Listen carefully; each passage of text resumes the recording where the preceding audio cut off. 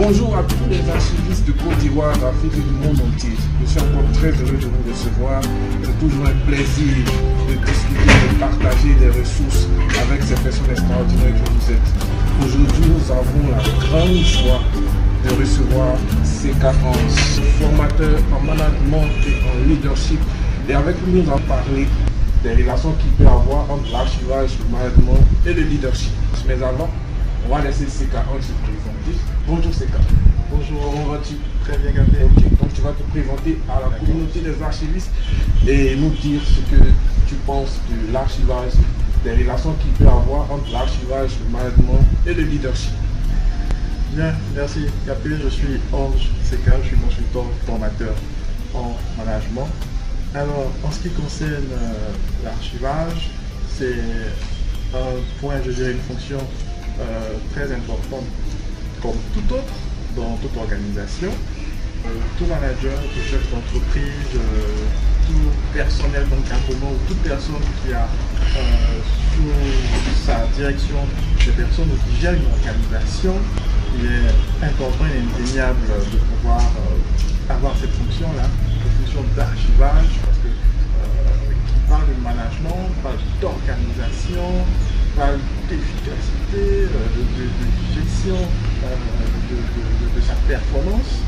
Et c'est clair que avoir un plan de classement, bien véritablement se retrouver quand on a besoin d'un dossier, d'une facture, ça va impacter sur la performance individuelle, je dirais dans un premier temps, la performance de l'équipe en second lieu, et puis in fine sur la performance de l'organisation. Donc c'est une fonction qui est indéniable qu'on ne peut soustraire de l'organisation et qui aura pour impact d'assurer la performance de l'équipe, la performance d'une organisation.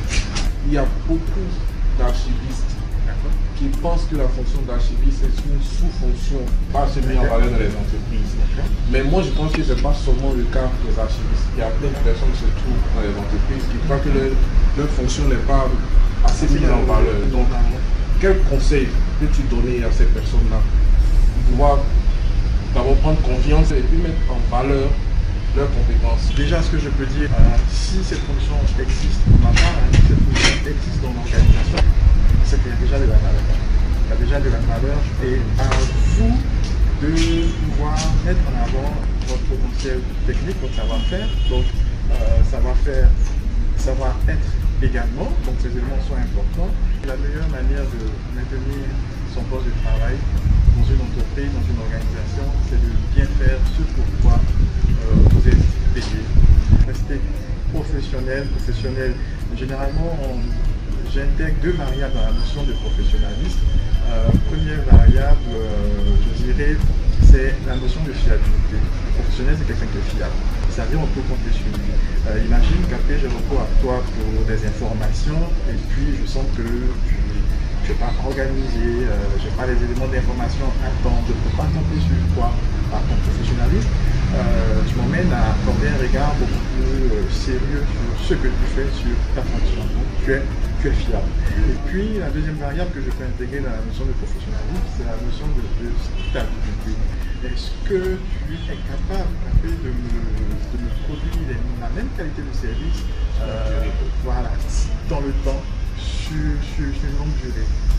Donc, fiabilité et stabilité, ce sont ces deux éléments qui sont importants pour moi et que je peux intégrer dans la notion de professionnalisme. Donc, rester professionnel, bien faire son travail, mais il faut également ajouter la compétence relationnelle. Parce que très souvent, cet aspect-là est oublié en matière de compétences. On peut être bon archiviste, mais si véritablement on n'arrive pas à faire valoir les relations en interne, si on n'entretient pas de bonnes relations en interne, cela peut impacter fortement sur notre capacité à avoir le lead dans ce qu'on fait et à pouvoir impacter véritablement l'organisation dans laquelle on travaille. Vous êtes les premiers à accorder de la valeur. Personne ne viendra favoriser votre travail à votre place. Si vous avez déjà accordé de l'importance à ce que vous faites, vous allez impacter les autres et les autres s'intéresseront à ce que vous faites et ça pourra véritablement avoir un effet, un impact aux yeux des autres personnes, des autres membres de l'organisation. Ok, merci beaucoup Ange. On a été vraiment très heureux d'être en ta compagnie. Tu nous as donné du contenu qui va nous servir et nous permettre d'avancer dans notre métier. Et on va dire au revoir aux archivistes. Allez, bye bye et à la prochaine pour une nouvelle capsule.